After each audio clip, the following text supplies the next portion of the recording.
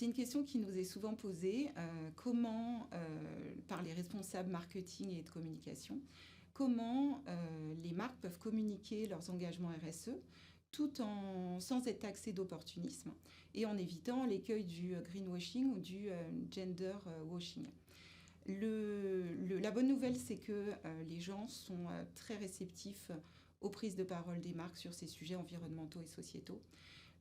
80% d'entre eux, au travers le monde, estiment qu'une marque peut tout à fait prendre une position forte tout en faisant du business et du profit.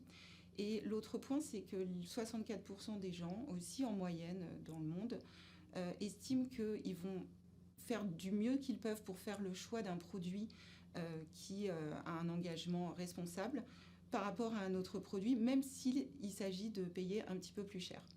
Alors, la question, c'est comment les marques peuvent communiquer ces engagements, comment ça se traduit dans les communications. Il y a vraiment 2 points clés qui sont indispensables. Le premier, ça va être d'éviter tous les sujets de généralistes, toutes les communications qui vont être perçues comme donneurs de leçons. Les gens attendent des marques qu'elles proposent des solutions concrètes, des services concrets ou une action concrète. C'est la première étape. Et ensuite, ce qui va vraiment faire le levier, c'est que la marque puisse embarquer le consommateur dans une action pour lui-même vertueuse. C'est-à-dire que va lui proposer un service, un geste de consommation, un engagement que le consommateur va pouvoir lui-même relayer. On pourrait citer 2 exemples. Un exemple de BIC qui prend la parole régulièrement à la rentrée des classes et qui propose aux consommateurs sur un discours de comment on recycle un produit qui est 100% en plastique, qui propose aux consommateurs de mettre à disposition des bacs avec un partenariat avec la grande distribution et pour l'amener vers un geste éco-responsable.